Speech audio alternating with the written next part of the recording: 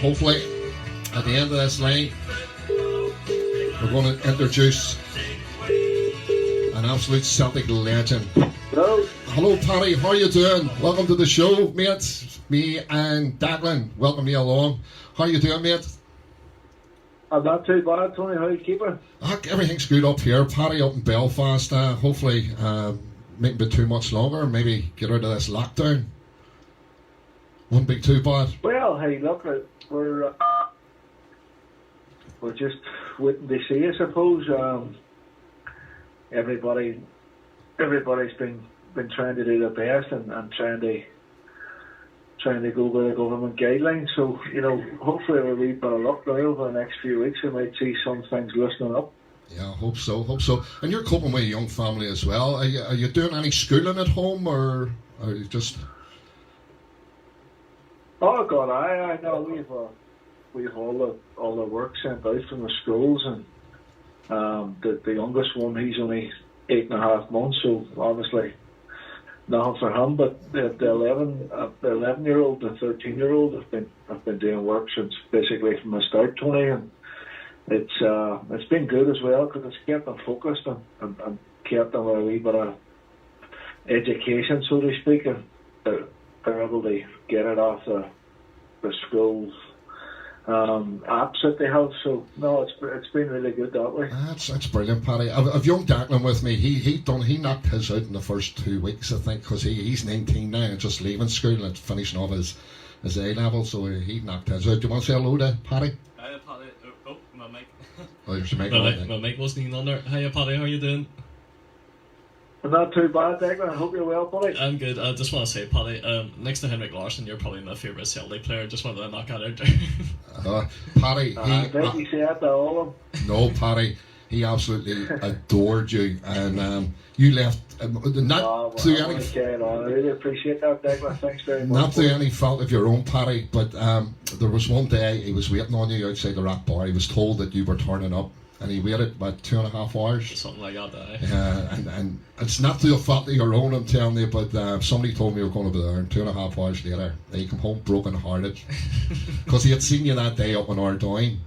You were doing a kid's presentation up there, and I was bringing up a radio mic for them to do a function with yourself, and he stood right beside you, and he stood absolutely in awe. I actually had to go over and push his chin up, but his chin was near hitting the floor just looking at you, and he said, don't worry, you're going to see him later. And it never happened. So next time you're up in Belfast, come and see him. He's got all your memorabilia. Definitely will. I'm due a trip up to Belfast, actually. I haven't been up in a couple of years. It's just been that busy with work, but a lot of friends up there that I need to definitely, once this all settles down, they need to get up and get a catch up with, so we'll try and tie that on. Oh, there you go, Cheers, Paddy. Oh, he'll love that. Right, let's have a wee look at your career. Growing up in Derry, Paddy, how did you find out that you had a great talent at playing football? It's hard to pinpoint at any stage where you find that out, or you realise you've got the potential to maybe make a career in it. I suppose, like everyone else, growing up in Derry or Belfast or anywhere, around Ireland at that time, you started playing football because you loved it and because your pals played it, and I suppose it was probably only your mid to late teens that you actually realised that, getting a wee bit of interest here from clubs across the water, they go on trial, so maybe there might be a bit of potential they actually do this for a living. So I would probably say 13, 14, 15, around them ages, you'd probably be like, they're a lot better than most of the others. Yeah, you started off with Foyle Harps, didn't you? It wasn't sort of like a Derry City side you started off with? No, it was Foyle Harps. Foyle Harps was my boys' club. Anyone else in that squad made it into the professional ranks at all, Paddy? Well, what happened was Foyle Harps was a club that was from Chantal and still are. They actually had their 100-year anniversary there a couple of years ago. And then you had another team from around the Gallia area called Murfield. Right. And they came together when I was probably around 12, 13. So Murfield would have had Dave McCaffrey, who went to Chelsea, Matters played with Plymouth and Dewsbury and Derry City and other clubs in the Irish League.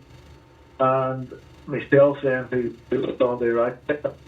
Before that, there was a couple of older boys, priors who would have went. So the later years, they had the likes of Duffy, who is obviously doing really well now right in the Republic of Ireland. So, in fairness with what they've always been just there from that Pal area.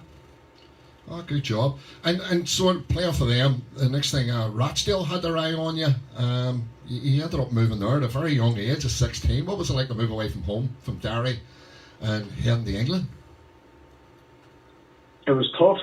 It was definitely tough to me. It was, especially someone like myself, who was the youngest of 6 children, and like a typical Derry boy, I was a bit smaller, so it was very tough for me the first while, and I found it really hard to settle in, with the truth be told, and I would even say that the day I left it, probably still so.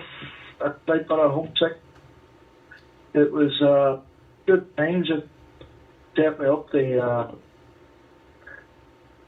be prepared for experience that I'll encounter in later life. 4 years being away at a young age was good grounding, and make that transition avoid a man, so to speak. Right, you know, you've done all right at Rochdale. You ended up, you stayed there for 5 years. I was there for 4 seasons. The first season I was probably in the youth team reserves, and then I had 3 seasons in the first team where I think I made 85 or 90 appearances. So, as I say, that was good for me in terms of learning the trade and down that League 2, where it was a tough league. It was very strong and close league with a lot of old school senior pros that made you learn the game the hard way, I suppose. As I say, it was good grounding. It was good to have that experience early on. It definitely helped me out. Right. We're having wee dip outs on the phone here, so we'll keep going. If we do have it, you don't mind we'll phone you back on WhatsApp if it keeps happening, Paddy? No problem. We'll stay on this. If it keeps dipping in and out, sure, we'll try it that way. So Rochdale was done and dusted. You had 80 appearances, 8 goals, all in all, and a quick move back to Ireland. I'm sure you were delighted to sort of get back home. You ended up with Shamrock Rovers for part of the season. That's right. When I was leaving Rochdale, it was obviously a tough time. As much as a homesickness stuff never really went away for the first 3 or 4 years. The football side of it went pretty well early on. I started to get a bit into bigger clubs, and for one reason or another, that sort of petered away, and it sort of ended at a sour note with wanting to get out of there, and then not probably wanting to stand in my way either. So to go in and for Shamrock Rovers and sort of just take the shackles off a bit and sit out there, so I was getting to come up home at the week after the games, but I would get to see my family and friends a bit more regular, and my football really took off for 5 or 6 months that I was there, and it was probably the best football I'd played for a long time. So it was an enjoyable time on the pitch for sure. We're building our way up here for the Celtic scene. So it's Shamrock Rovers, 17 appearances, you had 7 goals in that. Then the move came, your home city club. That must have been outstanding, even the move to your home city club. It definitely was. As I said there earlier, I had 4 or 5 good months at Shamrock Rovers, and I had opportunities to go back to England and Scotland at that time, and also opportunities clubs in Ireland, but thankfully would have been much better off than a Derry offer. The draw getting to go back home and play for Derry and fulfil that ambition also of playing for your hometown club was something that I felt that 2021 was the right time to do it. And the manager that was there at the time, Stephen Kenny, he really impressed me by speaking to him, and I genuinely believed that he would have been a person that could guide me over the next couple of years and help me try and get back to Scotland, but I know that. Outstanding. And look at Stephen Kenny now, the national manager. He's walking into it. He's brought through some superb young players like throughout all his days. So it's no surprise there. He gave you a big break up at Derry and made a big name for yourself.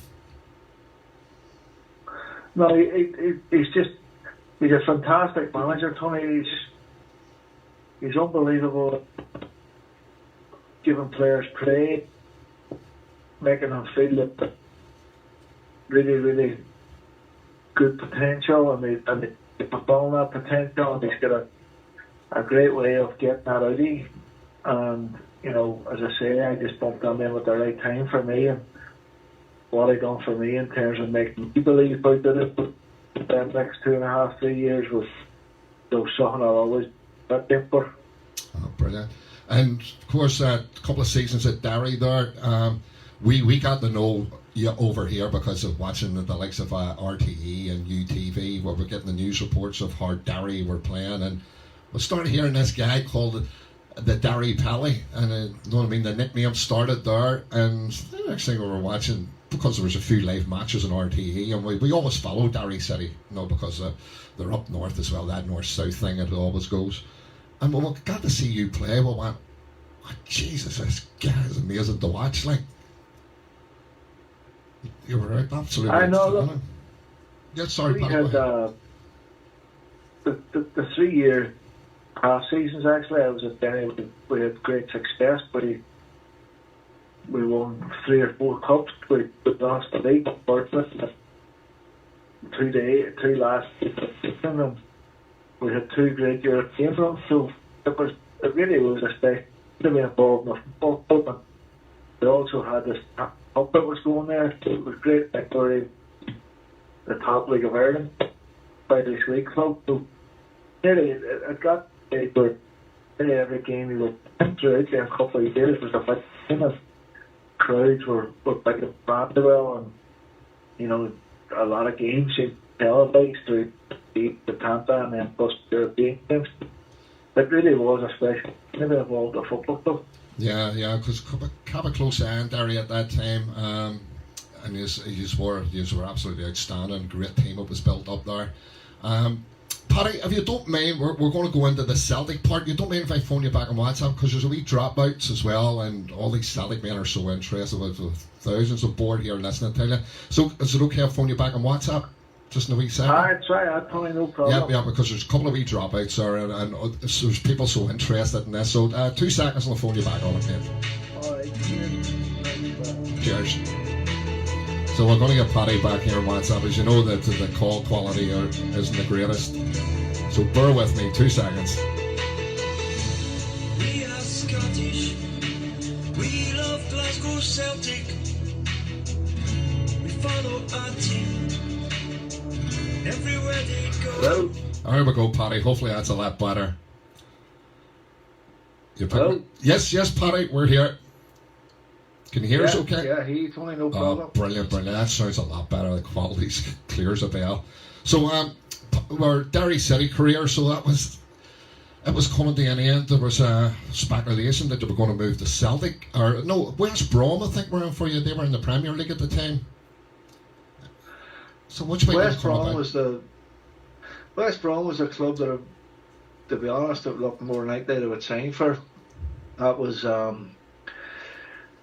probably a process of maybe 3 or 4 months, Tony, where they'd been coming to watch me in games, and I was quite aware of their interest because the agent I was with at the time was quite close with Tony Mowbray, and it was probably a process of maybe 10 to 12 weeks where they come to matches, and their interest started to firm up, and then eventually they made a bid then around the start of June, and it looked likely that that's where I was going to go, and I'd been over there and I'd spoke to them, and I'd had a look around houses around Birmingham, and And it was really last minute then that Celtic come in, and obviously once they did, then my head was turned 360 degrees, and Wow.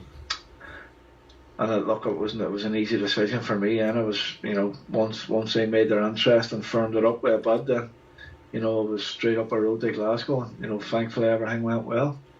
Outstanding. Declan's got a question. Jump in, Dex. Yeah, Paddy, when Celtic jumped in, were they just world class compared to West Brom? No disrespect to West Brom, but when they jumped in, were they just 100% with you? They did everything to bring it to Celtic Park? To be honest, Declan, I think it was more the fact of myself, like yourself, being a Celtic fan, and I'm sure it's the same if a Liverpool fan or a Man United fan or whoever, if that club comes in from, then it's very difficult then to even look elsewhere. Now, West Brom had treated me great. As I say, it was over a period of maybe 2.5, 3 months, so I could never fault how they done their business. And I suppose when Celtic make their interest known, I don't really speak to anyone. It's all done through your agent, and it's only then once you get up, you get your medical, and you go back home, and then you come back for pre-season. That's when it becomes reality. But no, right from the start, from when I joined Celtic to the day I left, and right to this present day, I've been treated but nothing but unbelievably from all the staff, all the players, all the supporters, and it's something that I'm very grateful for still to this day. 100%, Paddy. And when you first joined Celtic to get into your pre-season, were you straight into the first team, or were you into the reserve team training? When I started pre-season, I was training with the first team, and it was pre-season training. And when I was designed for West Brom, as I say, it was over a period of a couple of months, and I had been out injured for about 8 or 9 weeks. And West Brom were obviously aware of that. I'm not sure Celtic were. So when I went straight into pre-season with the first team, I was a good bit behind the lads, and probably for 4 to 6 months I found it really tough to catch up, because I kept getting niggling injuries, and it was really difficult to get up to that level, that intensity of training. So I found it really hard the first 6 months, but eventually once I built my body up and started to get fitter and strong, I was training more with the first team. I was still playing matches for the reserves, but I started to become more involved in terms of daily first team training then. Yeah, you went on under Gordon Strachan, didn't you? Yeah, Gordon was the manager the first year, Yeah. Which way did you find him? Which way did he look upon you in the first season? Was he very encouraging towards you? He was always great with me. As I said in interviews before, Gordon was very much focused on his first team. Now, that first 6 to 8 months I wasn't involved in the first team, because I had a lot of work to do to get up to my fitness levels and my endurance levels up to the level that was needed. But I never had a cross word with him. He was always coming to watch those air games to see how I was getting on, and then after Christmas I started to make the bench more regularly, and I was making appearances. But unfortunately then he decided that was going to be his last year, so I never really got a run of games under him. But I couldn't speak more highly of him as a manager and a person. He was always spot on with me. Yeah, the same way also. There's a lot of supporters like his barmate. Some like him, some don't. I absolutely loved him. I lapped him up. I thought he was a great manager for us. But once he left, of course, we went through the last season when Strachan left, but lost the league. Then big money was spent in bringing Tony Mowbray to the club. I think it was about 3 million we had to pay West Brom to get Mowbray up, and he came in. It was a bit of a downer, wasn't it, Paddy, during his reign?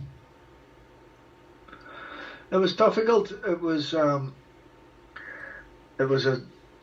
transitional period, probably after Gordon been there 3 or 4 years, having the initial success of winning the titles and then losing it in his last year.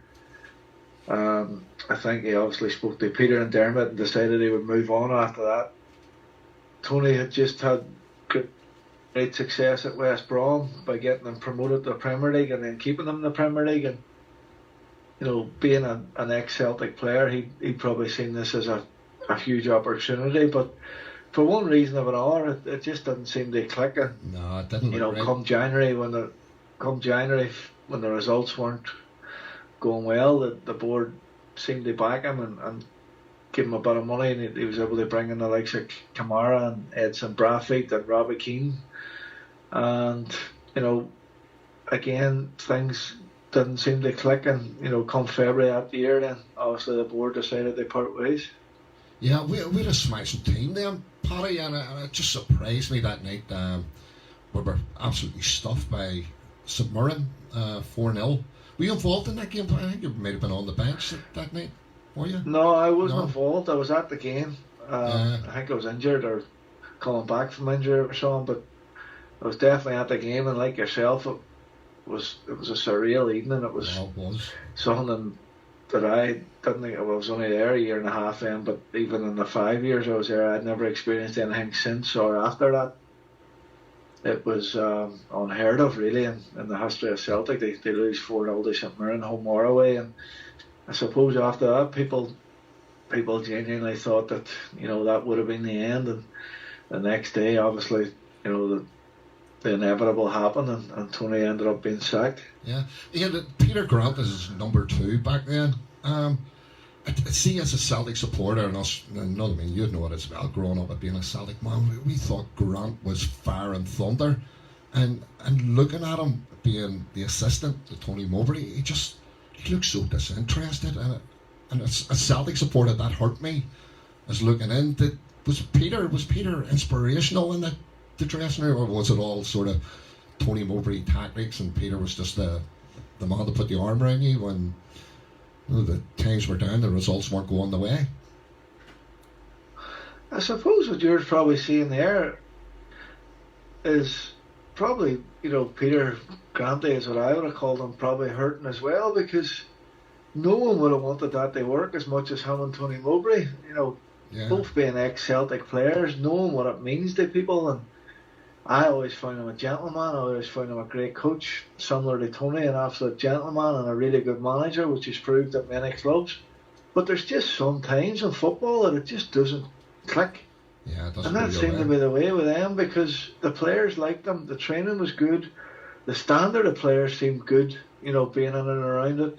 But for whatever reason, the mix just didn't seem to gel. And when that tends to happen, people unfortunately tend to lose their jobs. And you know, then he come in, he get the job then from then to the end of the season, wins 8 or 9 games in a row, gets the job permanently and never looks back. And sometimes that's just how football works. It's all about timing sometimes. Paddy, just on the note of Robbie Keane, when he was at Celtic, how was he at the club? Was he obviously he came in and won player of the season and top goal scorer? Was he a very influential player at that time for us? He was just an unbelievable player. I don't know how influential he was, because he was only there for 5 months, and it wasn't a successful 5 months in terms of the team. But individually, I think he scored something like 20, 21 goals, and I think it was 20 or 22 games. So his own performances and his own goal ratio was unbelievable. But the time the team was having just wasn't great for a collective. But you know, once Tony lost his job and Need came in as the manager, then you know the season finished off in I suppose a positive way. Apart from losing the semi-final to Ross County, the league form was really good. I think they won every game, so it finished the season in some kind of a positive, and Yeah. it was important for that they take on the next season. But Robbie obviously went back to Spurs then, because Celtic couldn't have been able to match the wages he was on, and it was always ever going to be just a short-term loan, but just an unbelievable football player. Oh, it was great. It was great to have him there. We lost the league by 1 point in the end, 2010 into 2011. It was hard to take. Deaglan, you have an RB Yeah, question? that was previous season, but I've lost my train of thought. Go Oh, ahead. yeah, you lost it. Yeah, we'll move into the season that you did start to break in, Paddy. The season 2010 into 2011. You started breaking into the team. You started getting yourself up to fitness. the whole season he actually put in 25 appearances, league appearances. What was it like? What was it like to get in and start messing with big names? I think back then, would you've been up front with Hooper, the likes of the team. You were up against the likes of Sean Maloney, Chris Commons out in the wing. So, what was it like to get in there and finally start playing in front of the fans? Oh, it was brilliant. From day one, it's been brilliant. It was brilliant to join the club.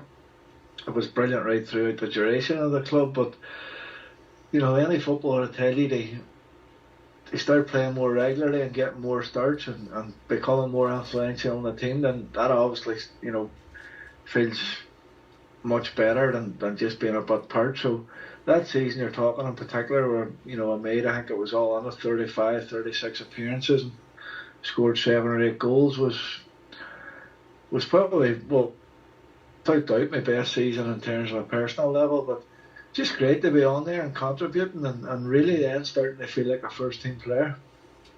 Yeah, that was Lenny's first full season. I know how did you find him in his early days? I know Scott Byrne talked this week, he was a bit more hair dryer treatment and a bit more calm these days, but how did you find him in his first full season as a manager? Very similar. He was very, very, very like he was as a player, full of passion, full of desire, full of just that will to win. And he had that anger too, that if he did lose a game or he didn't feel that the standards were up to what they should have been, then there was no way he was going to not let people know. And I think the players respected that, where he was always first to give you praise when you were doing well, but if he felt anyone dropped below the standards they should have been at, then, as I say, he was the first to let you know, and sometimes it was quite loud. Yeah, was he quite like that? Going back to the St Mirren game, the 4-0 one, did he come in the next day and talk to the players about that game? Who, sorry? Neil Lennon, did he come in after the 4-0 game against St Mirren? Did he speak to any of the players about that and what it meant? Oh, I can't remember that. No, not offhand. I can't remember. I think he was only the reserve manager then, so yeah. I don't think he would have got too involved. He wouldn't be like Gary. If someone came to him and asked his opinion or asked him for a bit of advice, he'd be. But he wouldn't have stepped on the manager's toes and started roaring and shouting at anyone. Definitely not. No. Yeah, we're still hanging about that 2010-2011 season. We got mixed up between the start of the season before. But Paddy, losing the league by a point that season, it must have been absolutely gut-wrenching.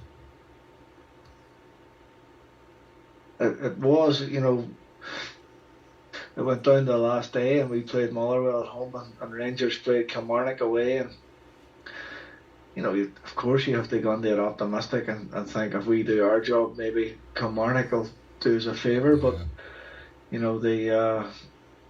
I think Rangers were something like 3 or 4-0 up after 20 or 25 minutes, so it was put to bed very early, and the last 55, 60 minutes of that game were an experience that you wouldn't want to experience too many times in your career. You're on there, but you don't want to be on there. You've just worked all season to try and win something that you've just found out at half time that it's impossible now to win. And what was really good about how the game ended was the fans, the 60,000 fans that were there, partied and celebrated like we'd won the league. And as a player, the experience that was incredible. And then obviously Neil done his interview after where he used the famous words, "This is not the end. This is only the beginning."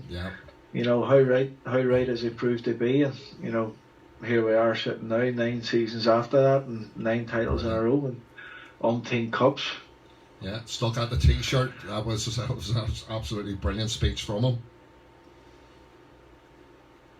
It was, and for him to put his own personal, I'm sure he felt as bad as all the rest of us that day, put his own personal hurt behind and give a message to the fans, basically just to say, listen, I don't want anyone going home sad today. This has been a celebration, because the fans, as I said, they motivated us to get through the second half, and they go home and leave the stadium that day very hopeful. And you know, he just sort of compounded that then when he done his speech, and Yeah, I'm he sure did. all the fans still look back at it that day. They say, you know, he was 100% spot on in what he said. Yeah, that was one of them real inspirational lift me up speeches. So he got it right in the head.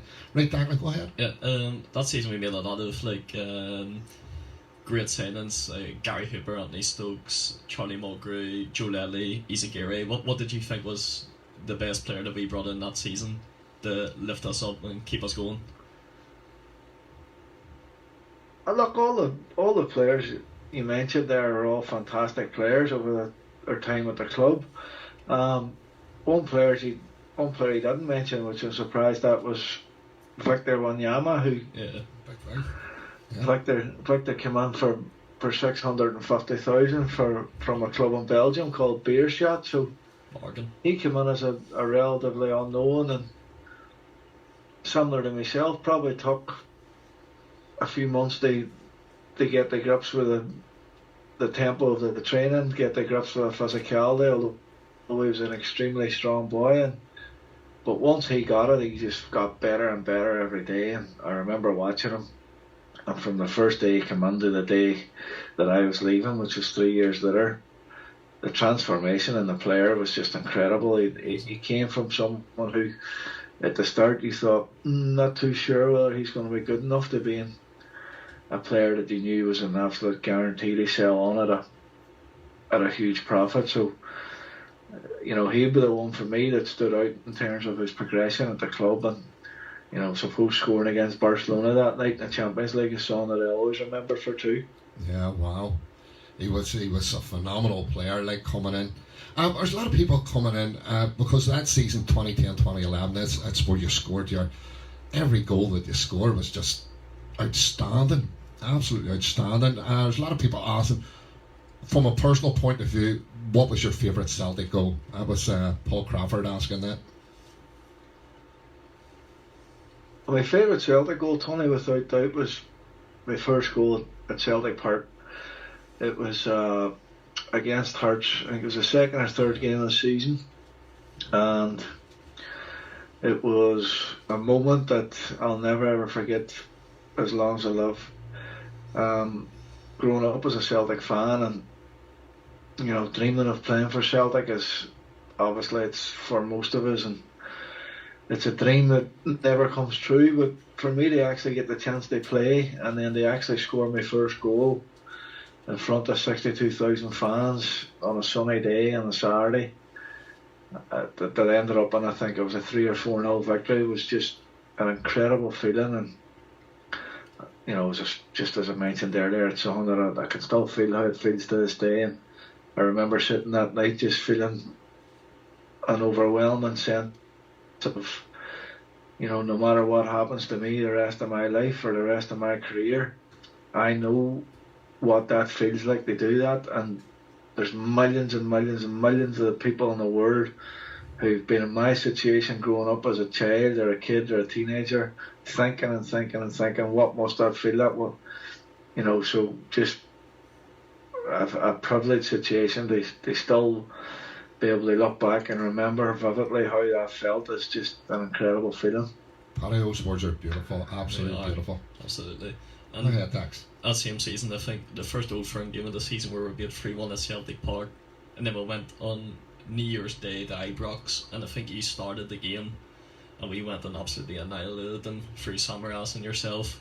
How was that game for yourself?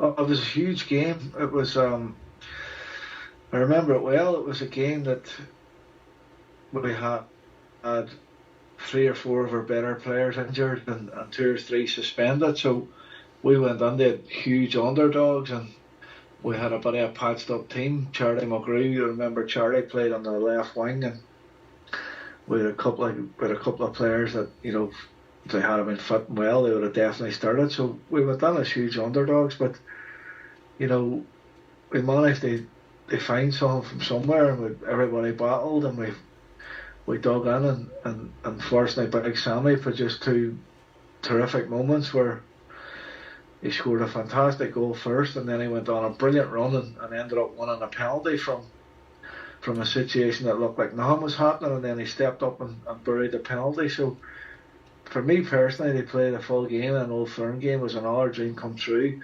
Unfortunately, I didn't get to, feel like what it would be like to score an Old Firm game, but they play and they won, especially in a game that everyone had wrote us off, was a special moment also personally. Yeah, you took part in it and you played a great game that day. On the subject of Samaras, which way do you think? Samaras, I thought the man could be a world-class player, but there was times he just showed a total disinterest in some games as well. Just couldn't get Big Sammy at some games. He did look world-class, but other games, that day that we talk about, that 2-0, honest to God, he looked like a £20 million player in the sort of that market at the time.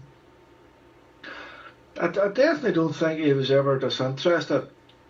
I think he had a style sometimes similar to myself, where it looked a bit languid and a bit laid back, and if he wasn't having a good game, and it's happened to me loads of times, it looked at times like he didn't care, but it certainly wasn't the case. It was just the sort of the style and the way he moved, and Sammy having the long hair and the big long stride, and if he was losing the ball or he was missing a chance and he maybe wasn't as energetic as some of the other boys in terms of his closing down, it looked like he was having an off day or a day he wasn't really up for it, but that's not the case. I don't think that's the case with any footballer. It's just how they look, and as I say, the opposite side of that was when he was on his game and he was flying and he had that big long stride and the hair was flowing the other way, then as you say, he looked like a £30 million player. So I don't think there was any days he was disinterested. It was just other days it came off for him and other days it didn't.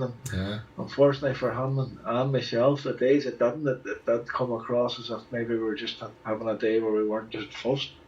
Yeah, and that gives a great insight into that as well. Here, I was listening to some of the brilliant podcasts that we're knocking about, and I heard Charlie Mulgrew broke ranks and broke a story about Big Georgie.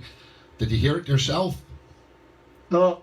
No, he was saying when they were coming out in particular games that Samaras used to dip off somewhere and disappear for a few minutes, and the next thing he would reappear smelling of Lambert and Butler. Any truth in the rumour? Samaras? Charlie McCourt said that the other day. He says he used to reappear after some of the games, and there's no smell of Lambert and Butler coming off him. You need to watch what Charlie says. Charlie's a wind-up merchant. He could be doing that just for a bit of crack. No, I think the whole time I was there, Sammy was there maybe for 4 years. I never seen him smoke or never seen him smell of Lambert and Butler. Now, I know Arthur used to have like a fag, but I never seen it with Sammy now. Right. Oh. So here Charlie Mulgrew playing tricks again. Mm-hmm.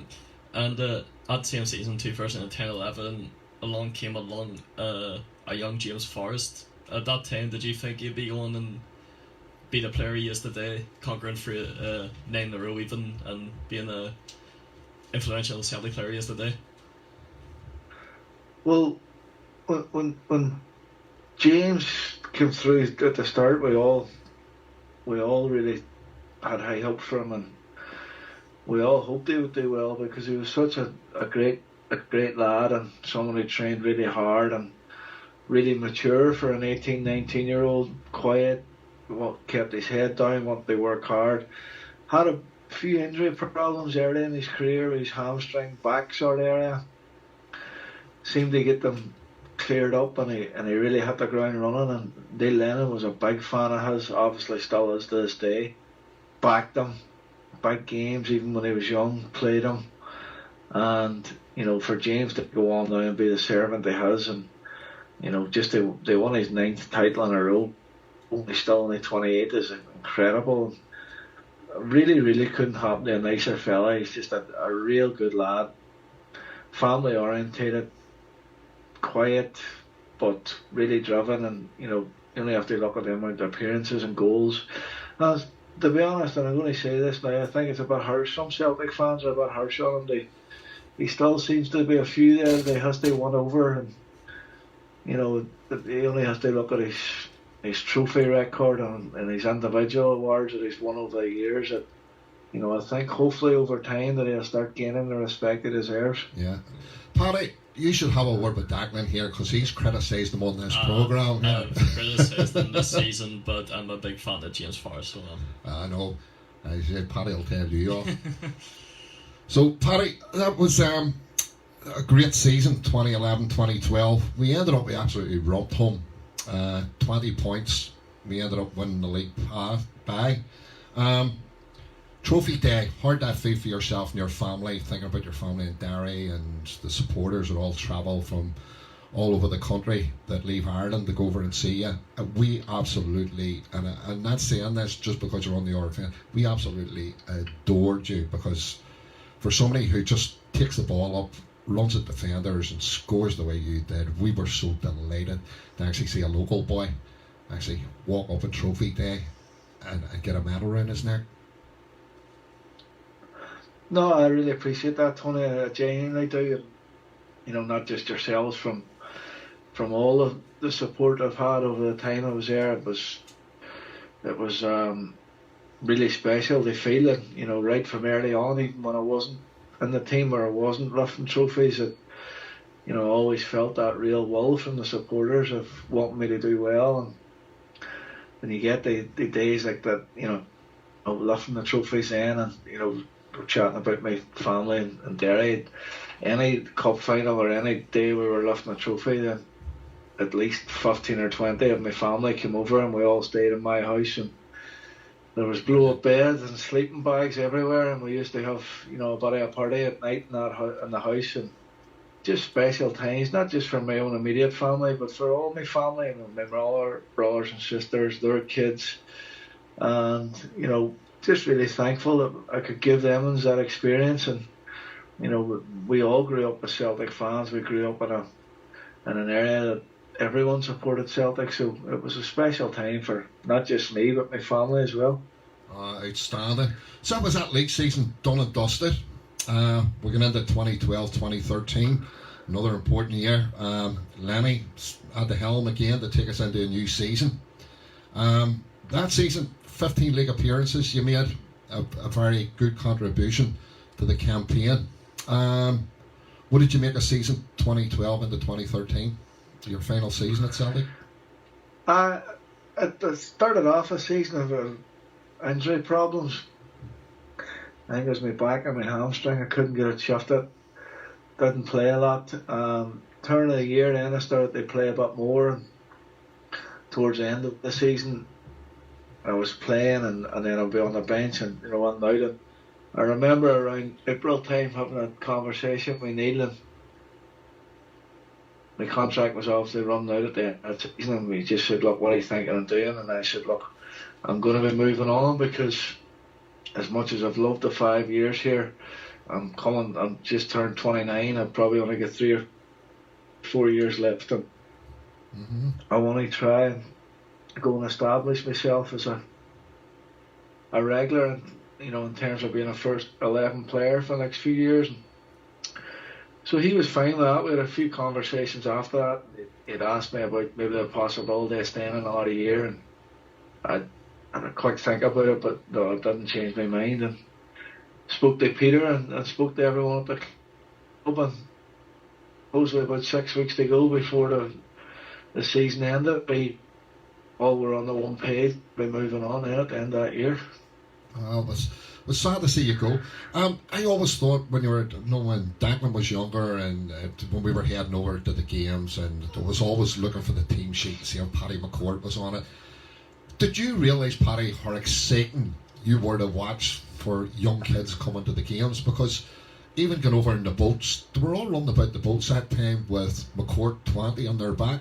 Did you realise how much the younger generation just absolutely love to see you play?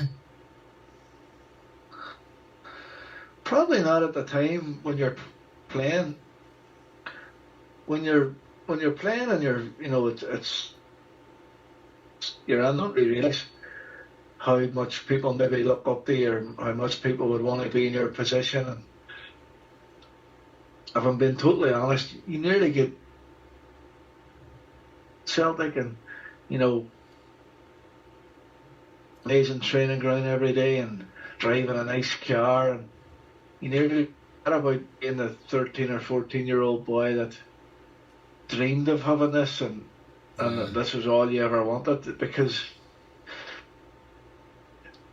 I suppose it's something you probably wouldn't want to do, but it becomes your job then. And it's only now when I look back, and again I'm back to being that 13, 14-year-old boy again, looking back going, wow, that actually was me, and how grateful I am now to have experienced all that, because at the time when you're loving it, and it's just me being honest, you don't really enjoy it as much as what you really thought it would be when you look. But when you look back now and you realise the experiences you had and the people you met, and the likes of the cup final days, or the days you in the league with your family over, then they were special times. Yeah, people don't realise it's hard work. It ain't all glamour like when you're a professional footballer. It's certainly not hard work playing for Glasgow Celtic, that's a fact. It's probably the easiest job you'll ever have in your life. You don't really have to want for anything. You don't really have to do anything. Everything's there, and I suppose the hardest part is, dealing with the Glasgow in terms of being a goldfish bowl, and there's very little private space, and you go anywhere you're getting really recognised. But I always embraced that, and I always was grateful for that. And I try to impact my supporters the best I could, and it was that was 5 years. And don't let anyone, football is hard work. It's the easiest job you'll ever have. Right. Yeah. Well, you certainly conducted yourself brilliant when you were in Glasgow, because nobody has a bad word really to say about you, Paddy, and that's testament for you, especially coming from Derry and that environment. Mm-hmm. Right, go ahead, Dax. Paddy, just take you back that 2012-13 season, and possibly the biggest game of the season. Well, the most memorable game of the season was Barcelona, and you were on the bench, but unfortunately you didn't get on the pitch. But how was the celebrations? Well, just being on the bench and watching the game, and then into the dressing room and celebrating with the players after that game. How was that? Well, it was unbelievable, Declan. It was. Actually, I can remember it quite well. I remember doing a lot in shape. Lenny and his coaching staff had a game plan that they were pretty sure it would work, and they stuck there, and we worked all week, and I was in the opposition team being a fan, and pieces, one that Victor ended up scoring from, and Tony ended up scoring from a counter attack. So there was a lot of work and preparation went into the game that week, and I would say for the management staff, after we won, they come into the dressing room after that and really turned the best team that had been for maybe decades. It must have been an unbelievable experience for them as a young, inexperienced, so to speak, management team. But the players were ecstatic, as you can imagine, and they'll always go down as that team will go down in folklore. The Barcelona team with Xavi and Iniesta and Messi. So they say you beat them in a competitive European game was an unbelievable achievement for everyone involved at the club. Unfortunately, as you say, I didn't get on the pitch, but to be on the bench and watch that game from ground level with them players playing, and for us to beat them 2-1 was incredible experience. Phenomenal night, it really was phenomenal night. And what a year to sort of round off your Celtic career. To even just sit on the bench and watch that going on. 15 league appearances in that year, Paddy, and we took the league by 16 points. I think Motherwell finished, if I remember rightly. They had a good season that season. They ended up in second place till us. And another trophy day for the McCourt family. We won the league quite comfortably again that second year, and then we ended up winning the cup final as well. So we had good parties that year. The family, we always as I said earlier, we always come over and, you know, it was maybe 15 or 20 in the house, so we would have a bit of a party and just enjoy the moment, and they would all be at the game. So fantastic times to be involved as a football player, and I'm sure as a supporter, and you know, for these times still to be going on 7 years later is just exceptional. And it's a really good time for myself now. It's just looking back and as a Celtic fan, I'm sure the fans that have lived through these last 9 years have been very grateful, because, you know, long may it continue, but, you know, nobody knows when it'll end, and, you know, hopefully it's a long time yet. Yeah, they seem to be in a very, very strong position. That season ended absolutely brilliant for you, Paddy, didn't it? Because Deaglan wants to take you up on the next thing that happened. The Scottish Cup final happened against Hibs, and you're subbed on and you're given the captaincy. So how was it to be a Celtic fan and put on the armband for your last game and win a cup final at the same time?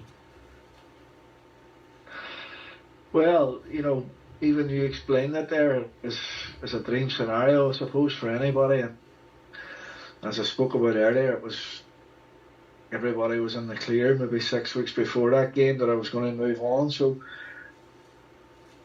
the cup match seemed to be going quite well. We were 2 or 3-0 up, and I come on with 10-15 minutes to go. And in fairness to Joe Ledley, I don't know if it was something that was pre-planned, or I don't know if Lenny had said something to him, but he came over and he gave me the armband. And they play any game for Celtic wearing the armband is special, but to do it in my final game in a cup final that we went on to win was just again another surreal experience, and a memory that I'll live long with me. Yeah, it's absolutely. I think it's your Twitter profile picture, at least class, so it is. Deaglan was saying that'd be your Twitter profile picture, Paddy. Oh, I know it. That's right. I know it's. As I say, I've got many pictures in my brain, so the ones you see online are great, but you know, the ones that are most special to me are memories and feelings that I have from occasions like them days. Yeah, Scott McCrory, he's been asking, what would he change from his time at Celtic? If there's anything you had to change at Celtic, or regrets or anything like that, what would it be? I wouldn't change anything, so to speak, because I always think if you change something, there's always a chance of someone else changing. I'm quite happy with how things went, but what I would change in terms of my career would be I would have done loads of stuff differently in terms of the small things that are important to becoming an elite athlete. So the likes of recovering better after games, and you know stretching, the attacks, doing your injury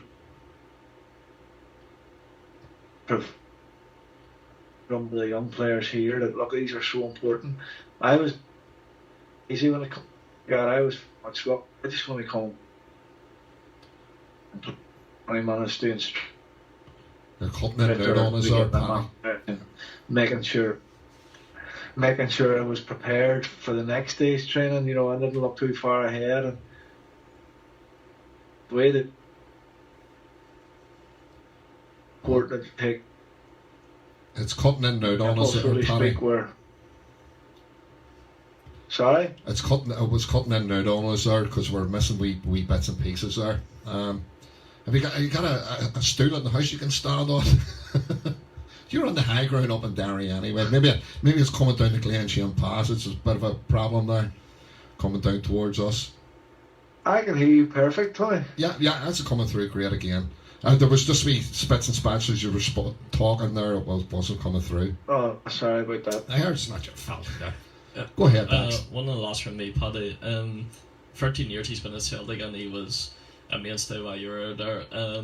How was the legend of Scott Byrne? How was he with you when you were at Celtic? He's just an incredible person. Fantastic football player, great leader. I was actually chatting to him on the phone yesterday. He's just a brilliant person, brilliant lad. brilliant player, led the club for the last 9 years. And I was actually saying to him yesterday, he's going to have to get a bigger trophy cabinet because I don't know where he's going to keep putting them. But no, just delighted for him. I'm not sure if any's had the pleasure of meeting him in person, but Many you a know, times. more humble, down to earth. He's an absolute star, isn't he? It's worth every penny. No one would He is. paid that sort of money for him all those years ago. People were raising eyebrows, and he didn't have a great start to his Celtic career, but I tell you what, he's worth his No, he weight in didn't. gold. And then even when he got even when Neil gave him the captain's armband, there was a few raised eyebrows of, you know, whether he was going to be mature enough and Yeah. whether he was going to be, you know, good enough to lead this team. And every year he's just got better and better. And look at the awards he's won, personally and collectively, with the team. And hopefully, and I'm sure he will do now with the record he has, that he is going to go down in record as, you know, one of the most successful Celtic captains of all. All time, yeah.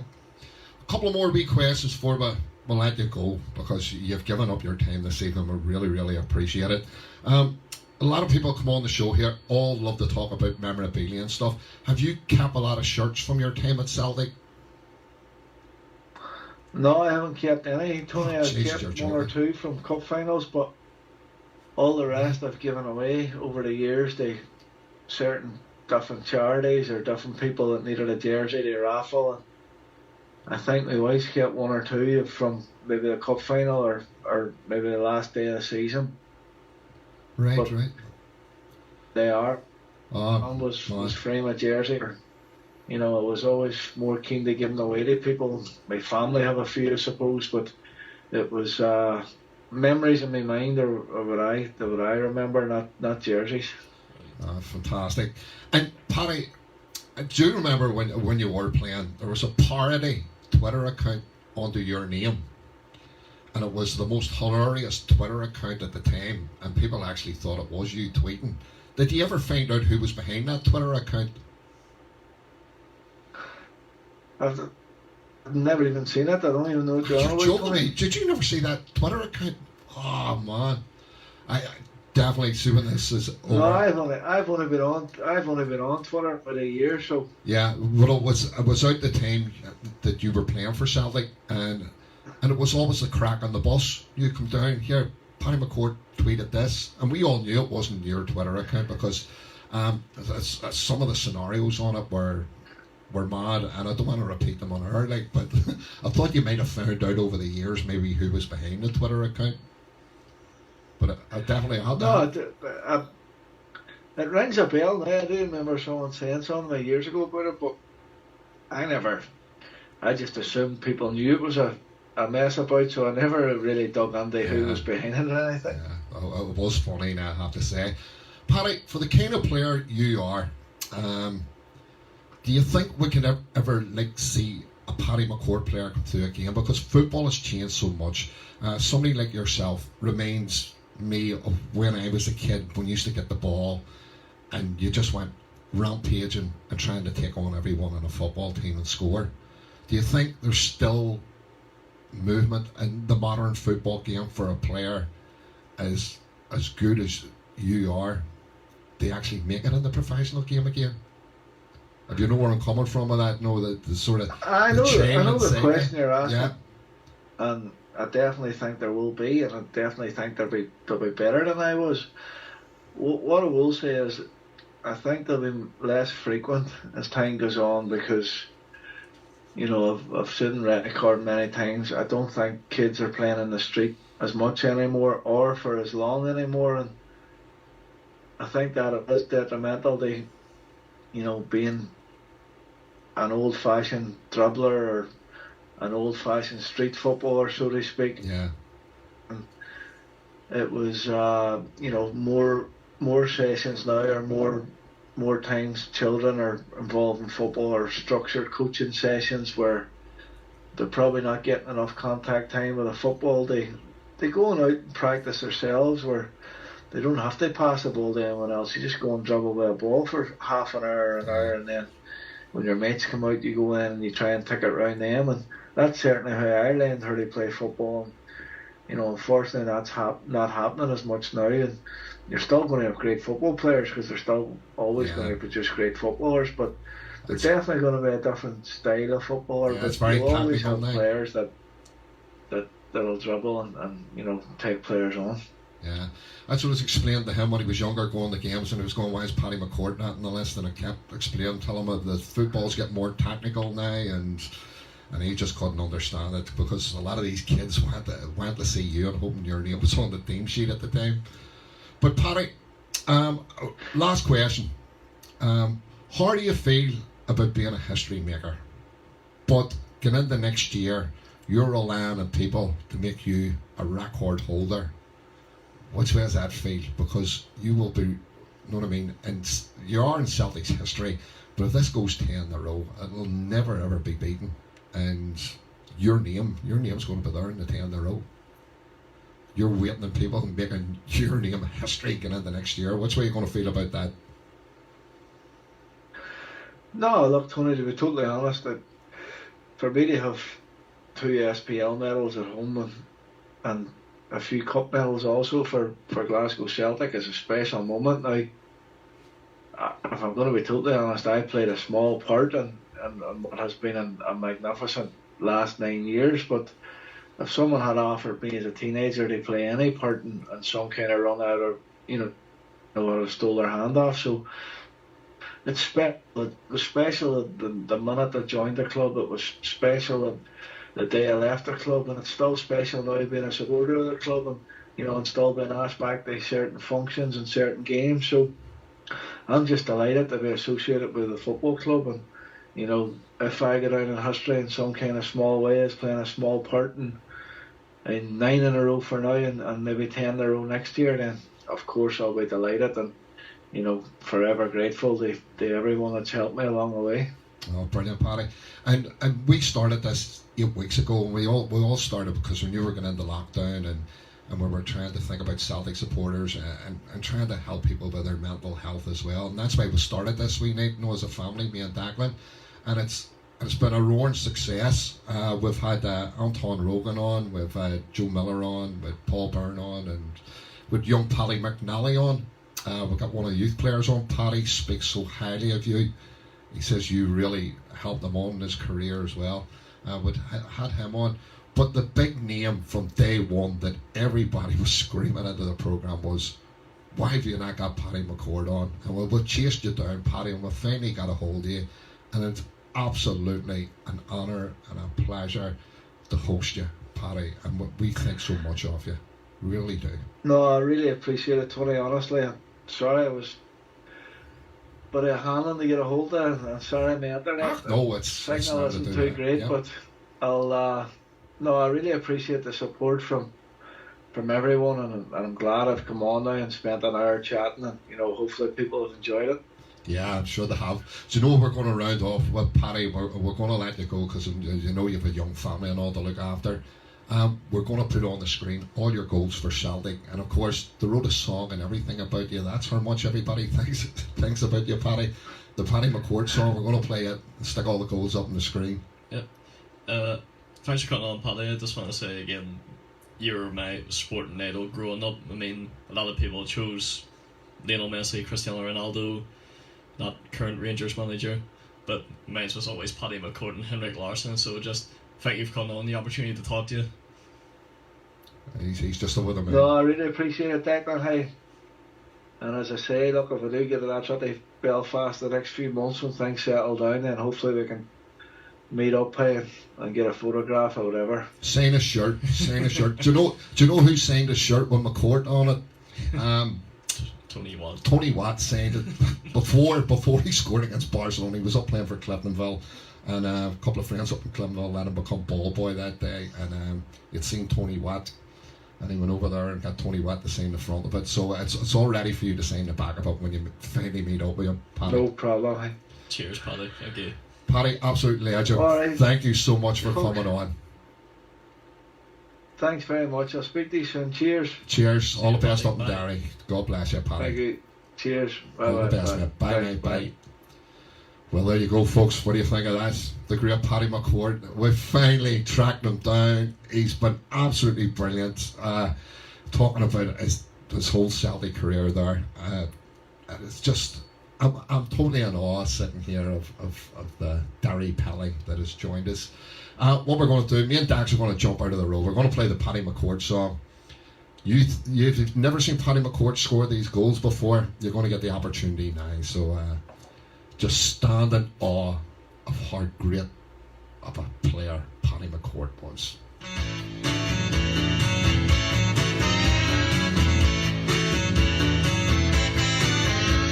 Oh, don't sell McCourt, Paddy McCourt. I just don't think you'll understand that if you sell McCourt, Paddy McCourt, you're gonna have a riot on your hands. He comes from Ireland, and we just think he's grand. He's a football wizard on the ball. You've seen him on the telly, he's called a dirty belly, and he has pals that come from Donegal. Now Paddy is your man, he is the son of Dan, with a head of hair that looks just like a wig. As he walks to and fro, which way he's gonna go, when you watch him it's like dancing to a jig. I don't sell McCourt, Paddy McCourt. I just don't think you'll understand that if you sell McCourt, Paddy McCourt, you're gonna have a riot on your hands. Now Paddy has an army, some think that they are balmy. The Green Brigade are known throughout the land. When they're pointing to each other, there's never any bother. The Derry Pelly's Glasgow Celtic band. Now we know he likes to smoke, a baby and a joke, and we also know he doesn't like to train. But to beat the current buns, the Sevco or the Huns, he says you only need just half a brain. I don't sell McCourt, oh Paddy McCourt. I just don't think you'll understand that if you sell McCourt, Paddy McCourt, you're gonna have a riot on your hands. So Paddy, when you die and you go up to the sky, St. Peter, he'll be waiting there as well. He'll turn to God and say, McCourt, he made my day with a goal he scored against the Motherwell. Oh, he slouches to the left, he slouches to the right. The Celtic fans, they love him cause he's feckin' dynamite. He goes to Mass each Sunday and tells the Holy Ghost to stop the UDA from sending bullets in the post. Oh, don't sell McCourt, Paddy McCourt.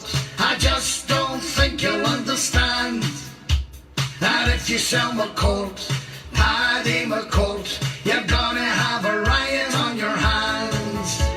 So let's all raise a glass to a man who's full of class. May you buck fast when you lag and be report. For he's known throughout this land, a Glasgow Celtic fan, a Glasgow Celtic player called McCourt.